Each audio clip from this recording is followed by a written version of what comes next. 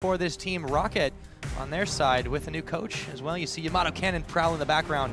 So far these bans, I think, are about what we expected. The Ahri, the Cassiopeia off the board, targeting out CozQ. And on the Wolves side, a little bit more mixed. Will we see another assassin ban like a LeBlanc away from Nukeduck? That is the question. Zed already off the table.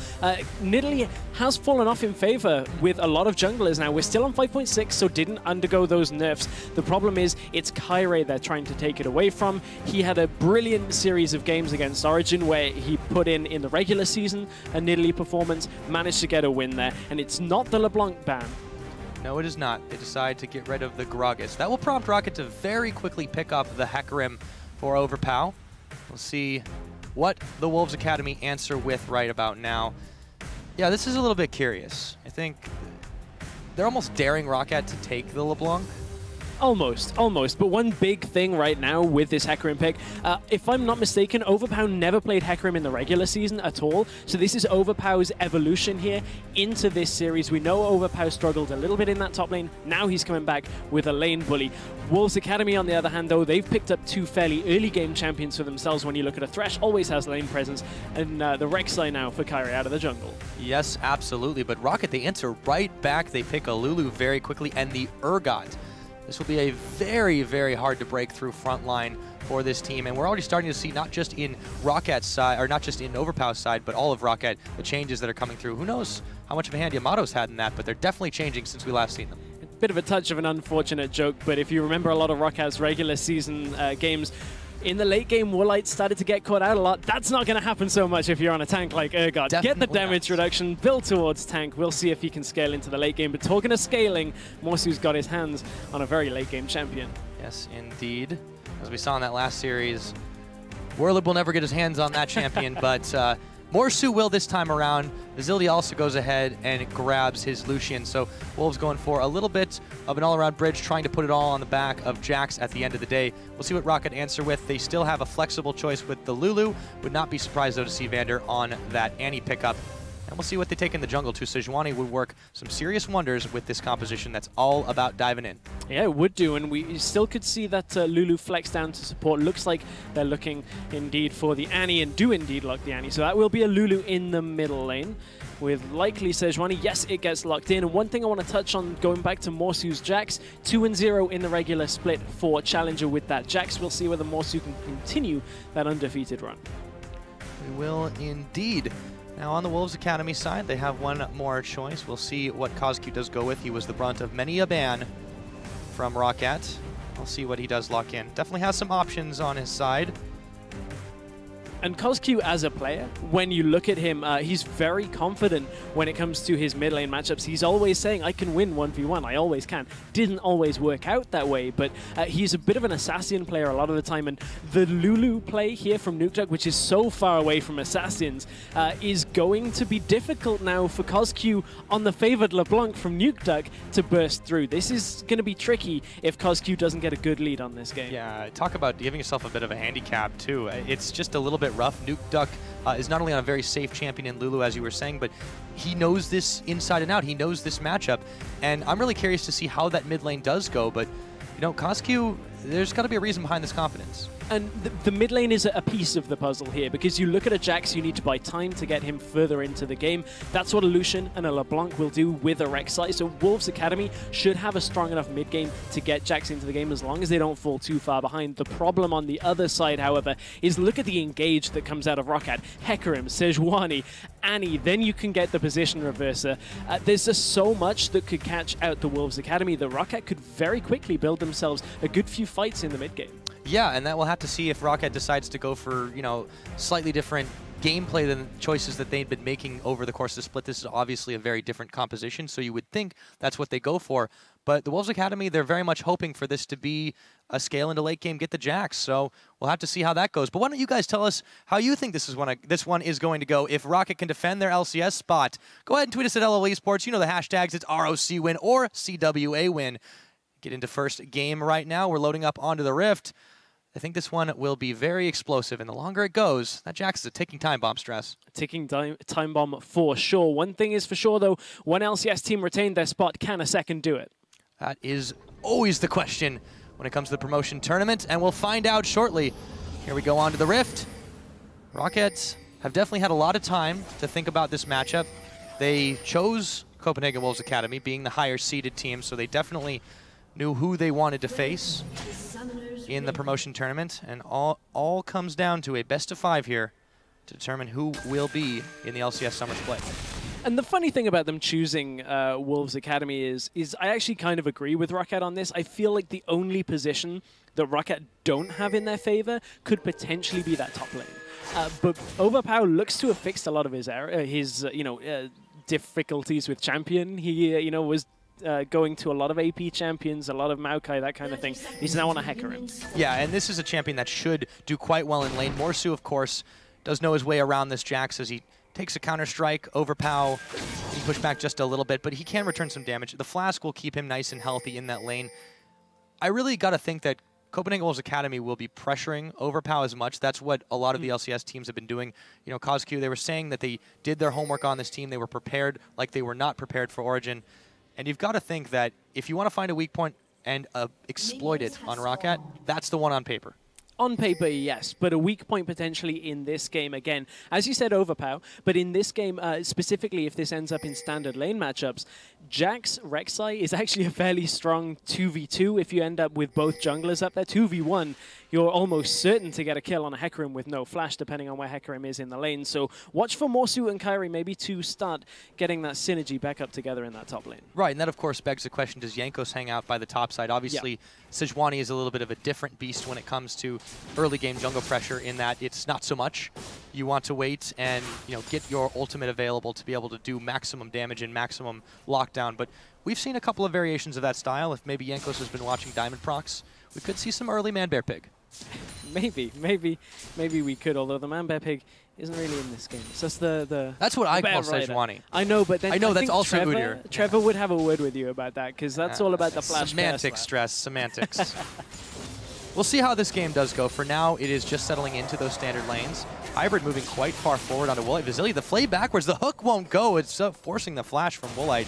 Very quick action as they pick up the quick level 2 in the bottom side. Wolves Academy really want to take an aggressive start. And here's the lane dominance that the Thresh Lucian lane is just going to put out. Now Morsu stuns up in the top lane. This is just a small trade to begin the lane. But standard lanes you have to feel like Wolves Academy should like. But Morsu's actually gone aggressive and is now losing this trade. Yeah, that's not the way you want to start it out with Jackson, with the jungler nowhere nearby. Speaking of junglers, actually, they're going to be trading each other's red buff. Clever and sneaky there, but we'll see if that distracts them from their normal jungle route. And, again, Morsu's got to be careful. He is alone and friendless on this top side. Jankos is nearby. He's definitely going to have to back after a camp or two. Yeah, and Morsu just has to respect that top lane situation there. Level 3 on Hecarim means he has that added sustain, the movement speed, and the Q all at the same time. Morsu gonna have to sit back and not get farm for a couple more seconds here. And that's already hurting him. He's half the CS of Overpow. You expect Overpow to have somewhat of a lead in the beginning because of the Hecarim into Jax matchup, which isn't one we see very often, but Jax typically not good early game, but that's a hook. Yeah, that is, and it is also a flay. The sun comes down on Vizility, and that's going to prompt Woolite to pop his heal. Vizility now burning down. He goes down. That's first blood as they overstay their welcome. Woolite picks it up, and he will be quite happy to pick that on an Urgot of all champions. Oh man, at this point you have lane dominance as it is. The hook even landed there. And it doesn't look like Kirei is done here. Looks like we want to set something back up in the bottom lane. Flash play! They may be able to get the revenge right here, to get the knock-up. They do. It's Kirei able to take the kill, and Vander caught on a line, but Jankos is coming to the rescue as Hybrid and Kirei have to bail out. The flash on in. And the flayback. Can Hybrid stay alive? That's the question. It looks like, with the help of a few biscuits and his jungler, he will. A little bit messy down in that bottom lane, but Kirei spends, or makes use of the time he spent in the bottom lane to net himself a kill. That's very important because when you look at the Wolves Academy in their games, if Kirei gets ahead, typically they are able to close the game out with a victory. If he falls behind, it's a very different story. We saw the gold graph to begin with. Yep. When the Wolves are behind, bad things happen for their win-loss ratio. And it can definitely happen with Kirei in those games. We all remember what happened in their Origin series. Heartbreaking to see his Nidalee get shut down in that game 1, and it really, really turned the tables. This time around, he's definitely had a lot more pressure on the map. They've not really been able to shut him down, and the extra gold he's gotten from that kill will certainly help him get up to an item spike nice and quick. And depending on which item spike he goes for, depends on where Wolves Academy can look to make plays here. Ideally, at this point, Wolves Academy would like some extra health, so I'm kind of expecting Kirei to go for the Cinder Hulk. It just depends on whether this early kill makes him go Warrior just for this extra early pressure to try and get ahead and stay ahead, rather than look for a little bit more tankiness in the late game. It's just playstyle choice, depending on what Kirei wants. Well, you were chiding me earlier about what Quickshot might have to say about certain things, and I think Deficio might have a few things to say about the Cinder Hulk on Rek'Sai stress, but we'll have to talk about that one later. Take a rain check, but Overpow, he's bailing out in the 2v1 situation. Kirei showed face, and now the horse has to head back to the stables. He does, and you know, I was looking for something off that, but horse puns are not my forte, unfortunately. You have not seen enough Unicorns of Love, it would appear. I've watched a lot of them, but you definitely unicorns aren't horses. Unicorns are something different. Anyway, we got it's not the top lane gank. Oh, now I'm just confused. We'll see what happens after that one. Jankos goes a little bit low, but Morsu already Overpow. He didn't leave. He comes back in, gets the Ignite on. Morsu ticking away. There should be enough damage there, and it will be. Jankos now trying to run away from Kirei, but Overpow is more than a match for him. One level up. And we go back to the top lane after that. Vizility and Hybrid unable to push in any farther on Woolite and Vander. This is a very weird top lane setup. Morsu keeps trying to force things, and then Overpow kind of just trades back against him, ends up getting a CS lead, and Morsu quietly farms himself back up and tries to trade again. And at that point, both junglers show up and Morsu dies. Yeah, I feel like sometimes Jax is a champion that can give you a false sense of security. Like, you think you can always make an outplay, and even if you have your jungler at your back, even if they do, you can play that 2v2. But you got to realize that it's always, you're a little dependent on the item spike, and sometimes if you get caught, you're not as immortal as you think you are. And that's one of the issues Morsu has as a player, is he always feels like he can go for the 1v1s, he can go for the trades, and yes, sometimes it will earn them kills, it will earn them wins, but other times it's far too risky, and you're on a Jax, you want to scale up anyway, all the way to a Triforce and likely a Blade of the Ruin King.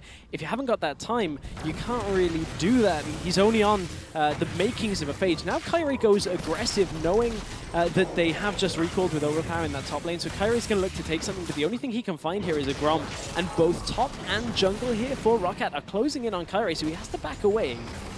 Oh, this is risky. If he goes for this blue, this is risky. He's spotted Jankos, though. He's going to be able to bail out now. Jankos will clear away the ward. He does send him a parting shot, sends him a message with the Praise Seeker, but this will be Jankos starting this one off. It was safely saved and secured by Jankos, as Kirei doesn't want any part of that. Let's take a look down in the bottom side. Hybrid sends a hook. It goes a little wide from Woolite, who starts to push in pretty far, keeping even keel on farm, of course, with Vizility. Now Kirei coming up to the top. Let's see if Overpow's in some trouble. Praise Seeker is going to go ahead and hit some minions. Kirei trying to intercept, but there is the ultimate onslaught of shadows to bail back to the tower range.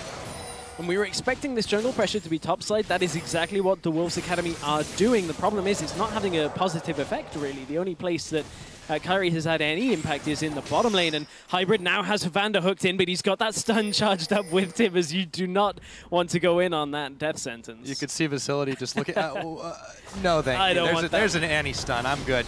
We'll see what Kirei does here to Nukeduck. Just one shot. Let's see if he gets another one. CozQ not really there, so they'll be happy to zone him off the farm. You take a look at the difference, by the way, in those CS numbers in the middle, and Nukeduck is definitely having some trouble against CozQ, but I feel like this is the matchup more than anything. Speaking of trouble, there's some trouble bot lane. Yes, there is. Vizility there is going to be the Glacial Prison. He's going to be going down, but Vander could be the one to follow. Tanking up the tower shots he does. It's a 1-for-1 trade. Woolite now, he might be another victim of this as Morsu teleports in. Hyperkinetic position canceled, and Morsu still on the chase. Can he take down the Urgot?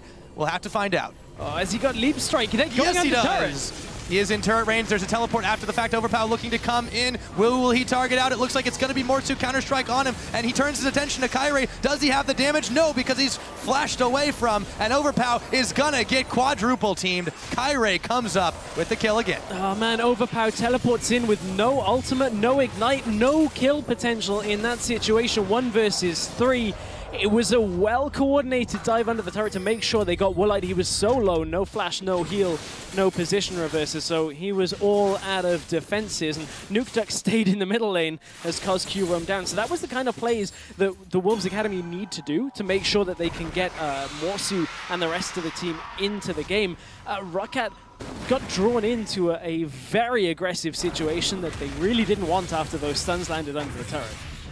Yeah, it seemed like it was all good to start it off. That was a very, very good ultimate out of Jankos, but the follow-up just wasn't quite there. Vander tanked way too many tower shots.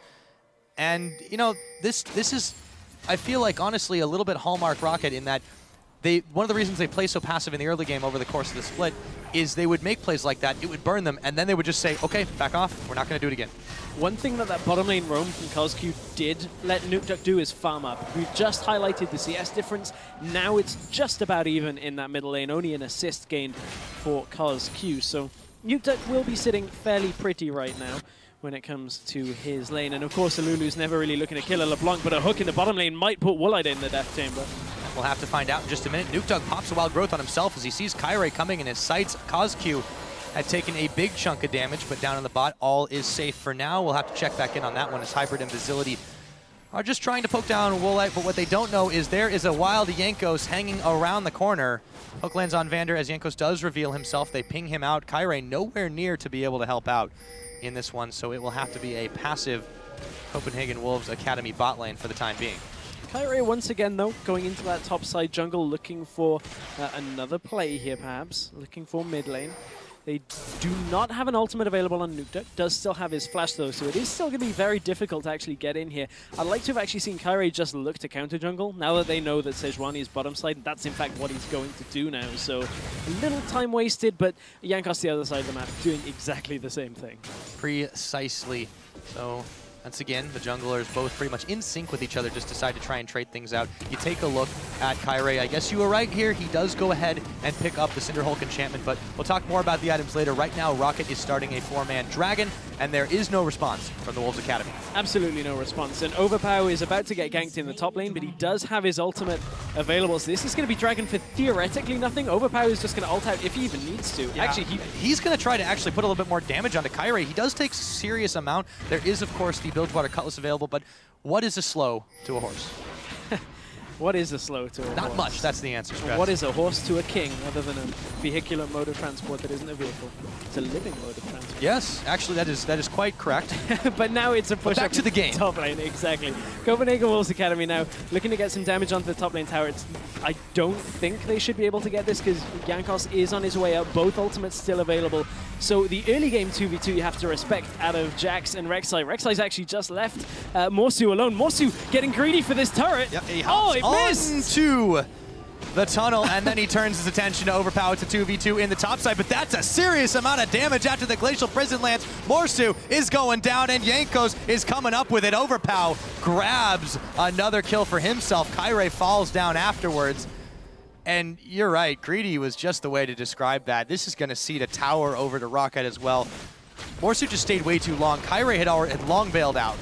And that tower, it might be still standing with just a hint, and they can take another time, but that wasn't worth 2 kills. Yeah, at this point, you have to respect this 2v2 from ROCCAT. Now that they've got their ultimates available, yes, we saw Overpow miss the ult, but at that point, it didn't even matter. Morsu just could not stand in that situation. He doesn't have the items yet to actually fight in any of these fights. And honestly, you look down the lineup of the Wolves Academy, I just wonder if any of their lanes have the items to fight, because right now the Wolves Academy are behind, and that is putting them at an item deficit. Only a BF sword currently for Lucian in the bottom lane. Well, you know statistically what happens when the Wolves are behind in the early game. We have not seen them come back. We will see if the tables change this time around, but for right now, ROCCAT holding on to, if not a comfortable, a steady lead. A steady lead. We'll see if they can expand on that, but one lead that has actually been reversed and expanded on is that bottom lane. It's now Urgot that is ahead in CS. We already talked about how he went back, got the Muramana, and is stacking that up. He is actually about to back. He's just back, and there's the Glacial Shroud. There we go. Woolite, you now got a little bit of tankiness under yourself. So you can step forward and get those position reverses all day long. Yeah, he's definitely not the only one. Just about every member of ROCCAT, they have a little bit of defense on their side. Overpow, not quite so much, still working his way towards that Trinity Force, but the natural pseudo-tankiness of Hecarim is definitely helping him out in that regard. One thing I'm wondering whether Woolite will have paid attention to was yesterday's LCK series. Space, when he was playing Urgot while ahead, actually upgraded his yellow trinket fairly early on an AD carry, which is weird because normally you'd see a blue trinket. And we were having this discussion when it comes to vision control of how useful is Blue Trinket when you're behind. Now, 2 extra wards for an AD carry is huge, but there's a catch in the bottom lane. Yep, and Vizility immediately pulled back out by the Lantern from Hybrid. Kirei was there as well, and as a result, ROCCAT decide not to push in. So a quick tense moment for them. It looks like it may continue as Jankos and Nukeduck look for a dive spotted by the pink ward. Wolves Academy just bail out. That is a 3-man Glacial Prison, but there isn't enough follow-up just yet. Now there is as the Onslaught of Shadows comes in. Do they have the damage to pick off Vizility? The answer is no. A little bit of mistiming there out by ROCCAT when you look at things. That engage with the position reverser, although it was good to get a couple of summoners burned, they now get a turret, which makes the entire thing worth it as a whole, but that was a lot expended down there as CozQ has been pushing the mid lane, so turret trade is even with Morsu pushing the top. That's actually Copenhagen Wolves Academy capitalizing on ROCCAT using a lot of ultimates and pressure down in that bottom side. Yeah, and if they had stayed a little bit longer, tried to push that one, they'd be even in more trouble as Morsu was attempting to push in the second tier turret. He'll just leave that farm to Overpow. And then you see a lot of roaming from Copenhagen Wolves Academy trying to go through this jungle and see if they can't get a catch. But all of ROCCAT hanging around the Dragon Pit. Is going to be 2 more minutes before that does respawn. Remember, they did get the first. So time on the clock now, just past 16 minutes on the board. Copenhagen Wolves Academy, they have decided to leave the lanes for the much less certain jungle roam through. Kirei going to be grabbing a little bit more farm. It's basically been his second home this game.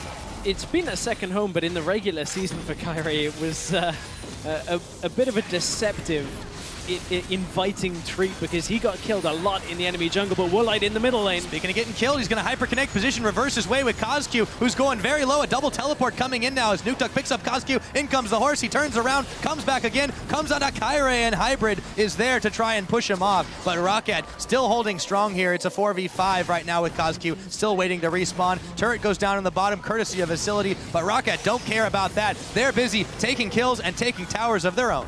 Yeah, towers go down in mid and bot, but ROCCAT aren't done yet. They want this middle lane turret as well, and this is going to be so difficult for Wolves Academy to actually fight this in a lot of the rest of the game if this mid tower falls, because you want Jax out split pushing on the map in the mid and late game, and you can't do that if you don't have control at the minimum of your own jungle. And this early, a mid inner tower falling is about to reduce the vision of the Wolves Academy completely. Right, and the secondary problem with losing so much control of their jungle is many less places that Kirei can place his Rek'Sai tunnels safely. And, yeah, you know, to the luck of Copenhagen Wolves Academy, ROCCAT haven't stumbled upon too many of them just yet, but it is very difficult to pull off a flank when you can't even get safely inside your own jungle. And just because Rek'Sai can't pull off a flank, that makes it way easier for Overpow to pull off some flanks of his own with teleport plays. If Wolves can't deward their own jungle, Overpow will be able to teleport in and ult into the backline again and again in this game. So Wolves have to be very careful on where their wards go down, because Morsu can't afford to overextend. Still not at Trinity Force yet on Jax. It's a little bit early for him to have 2 items completed from that top lane role. But one thing I kind of want to talk about when it comes to Morsu is he is naturally a split pushing player. That's what he loves to do on just about every single champion he plays. Normally ends up about 40 CS ahead of his opponent, but Vizility is getting hunted down, manages to just dash his way away from the galloping onslaught of Overpow. While that's all going down, ROCCAT take the incentive to go ahead and grab themselves Dragon number 2. You do, however, see some answers. The Copenhagen Wolves Academy not sitting idly by. Kirei and Hybrid now ready to join Morsu in this top side. Overpow should get there to defend, but what can one pony do against 3? This tower's starting to go down fast, and I think the Wolves Academy perfectly happy with taking that trade for now. Yeah, I'm actually impressed by this call out of Wolves Academy. It's a little risky because there's no wards, so they're overstaying potentially. Depends whether Overpow gets the ult. He does get the ult. He does have some serious damage. In comes Jankos and Vander, but do they have enough to follow up as Overpow slays Hybrid? He does manage to pick that one up. Kirei tunnels away after he moves in on the Gromp. CozQ trying to bail out as Vizility had already made his way out, so they lose one in the end. Just the support.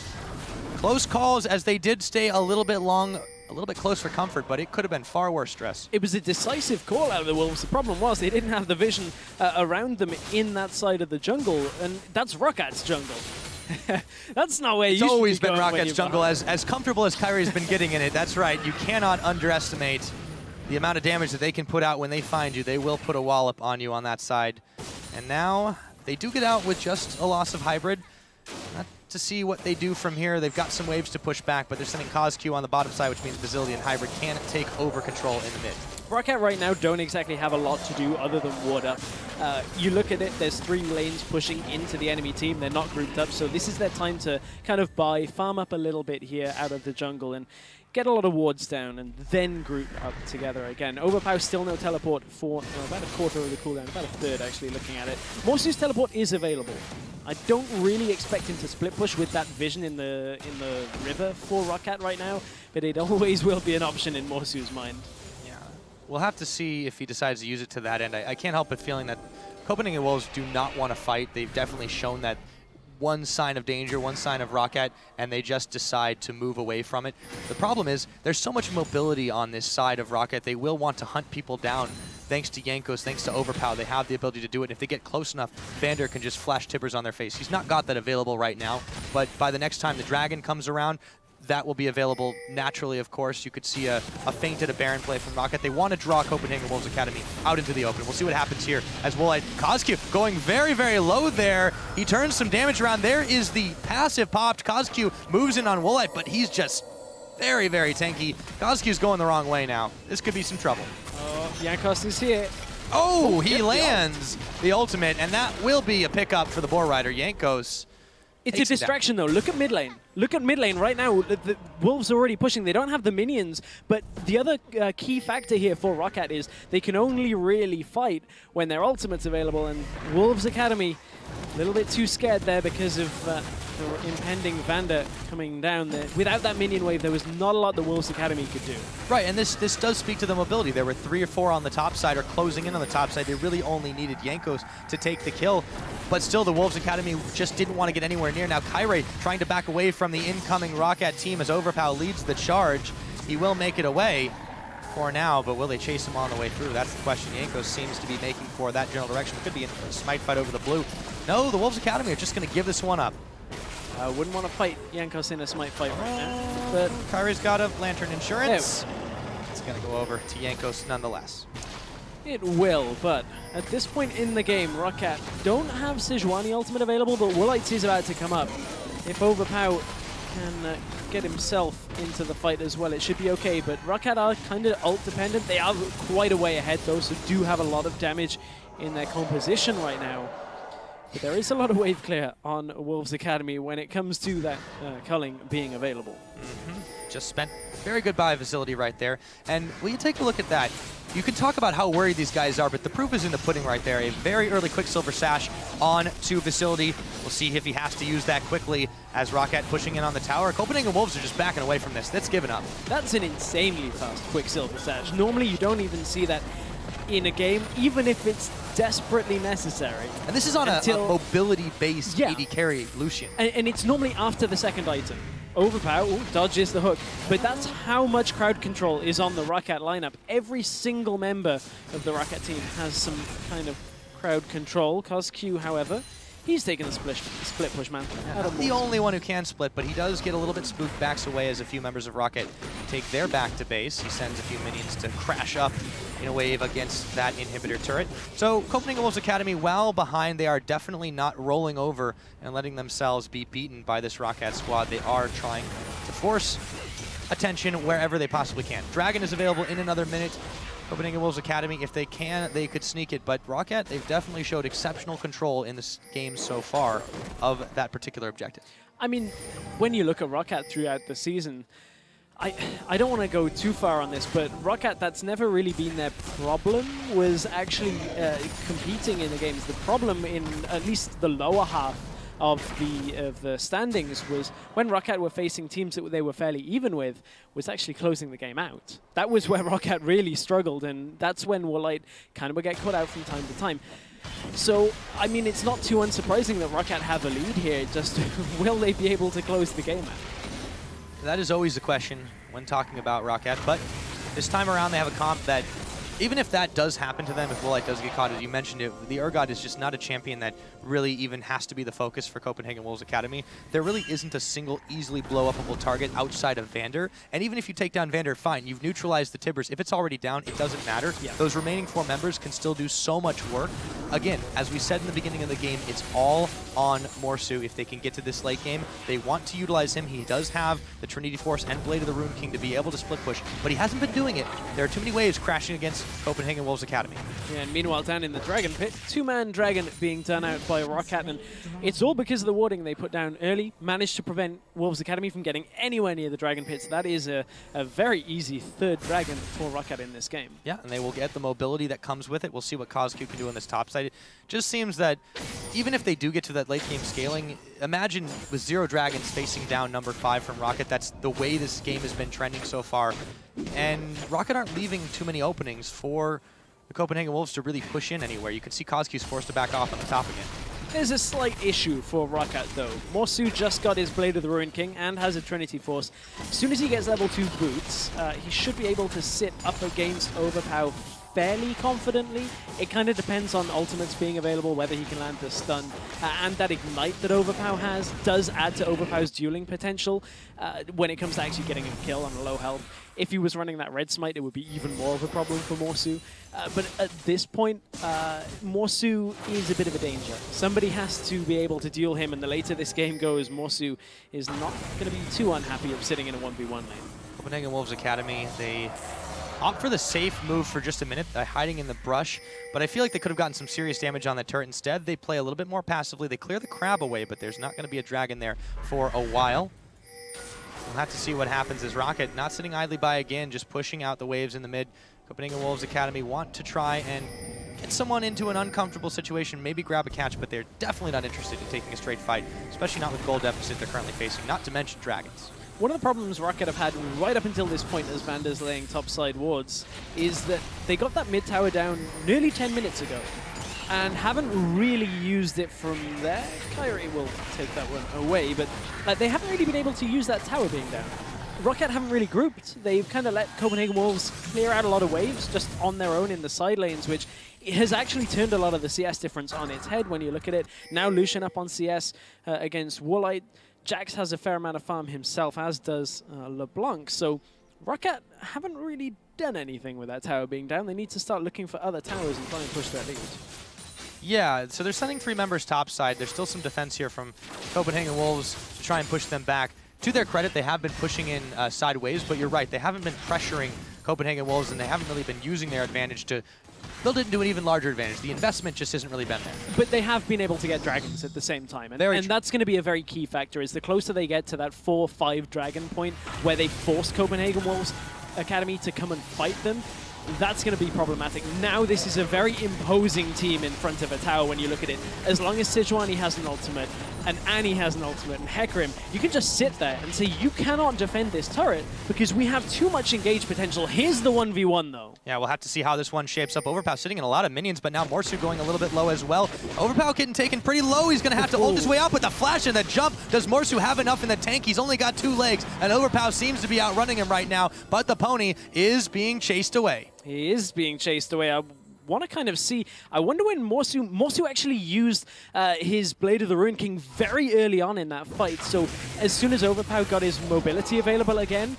Overpow just ran away.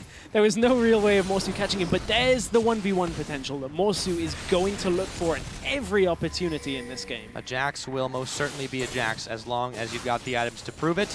He's going to have to back away, though, so for now, Overpow's done the job he needed to exactly, was able to defend against that push. And again, Copenhagen Wolves Academy, they've not gotten much on the map for themselves in quite some time.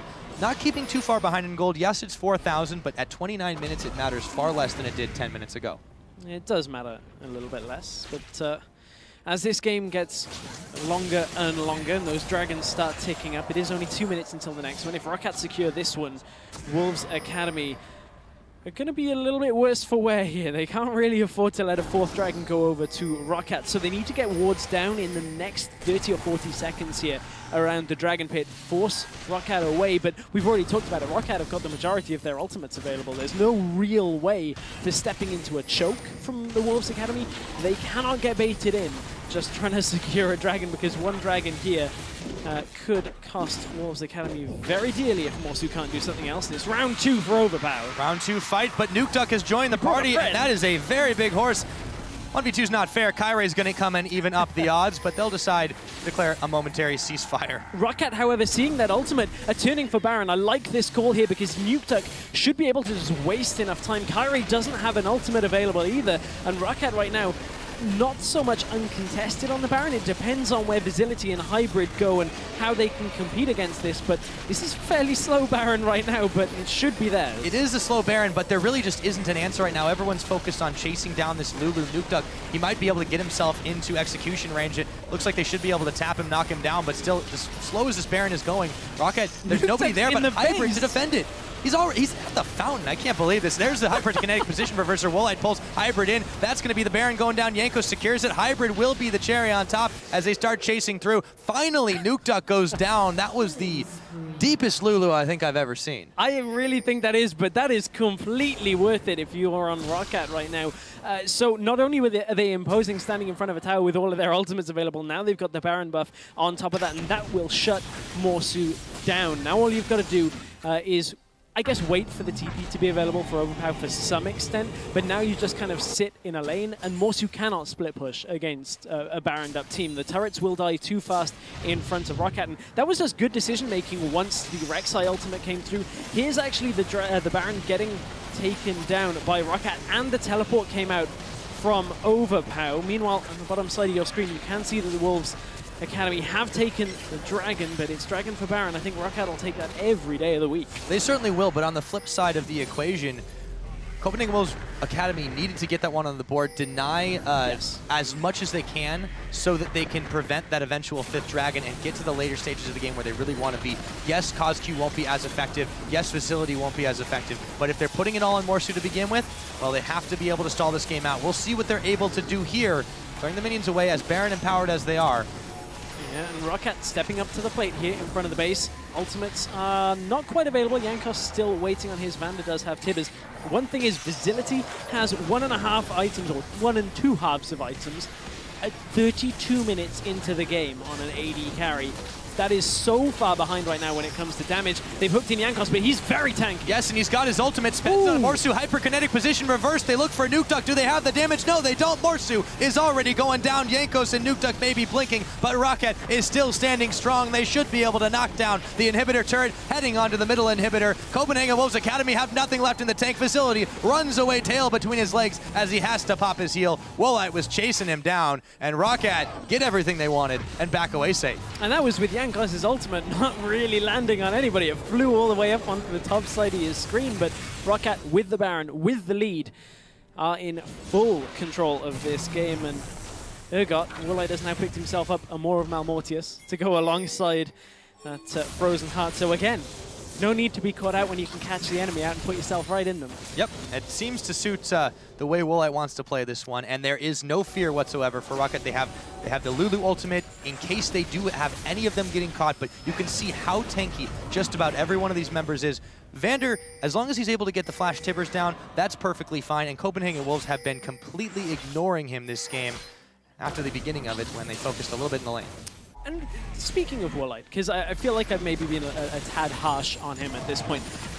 You remember back to his days on the Copenhagen Wolves before, and just Woolite in general. He's you know, a very good player when it comes to getting a lead and getting ahead.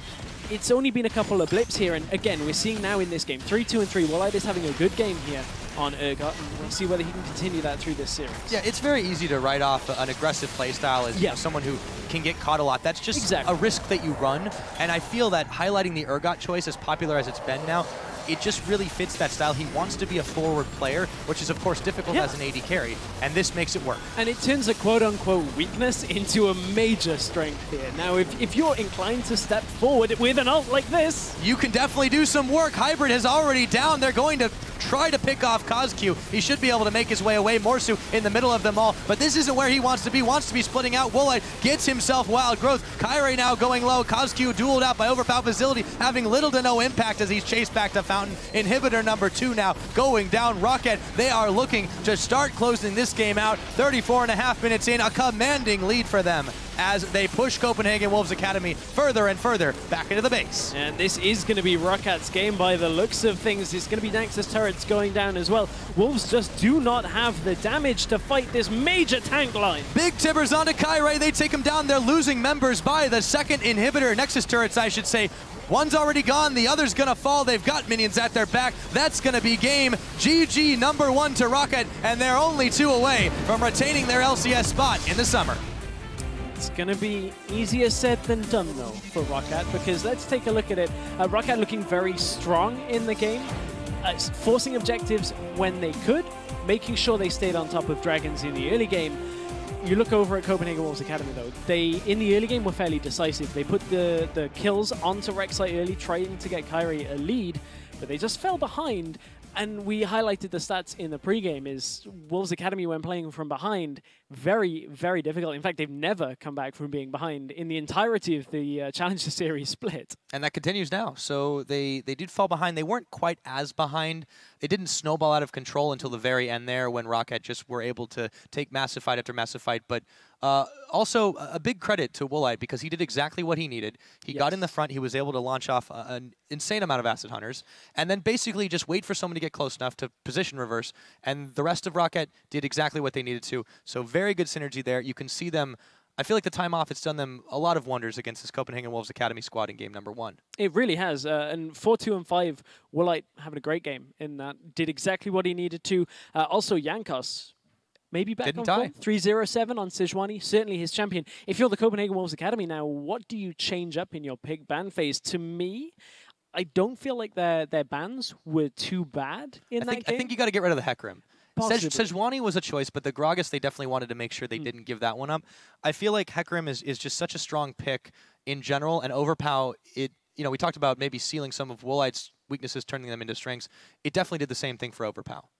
Yeah, it did. I wonder whether they'll look to the Urgot, because it did cause a lot of problems for the Wolves Academy, and it's not a champion we've seen them play at all. So I wonder whether their focus is going to go on to Woolite in that AD carry. But honestly, I feel like ROCCAT just overall in this game were just stronger.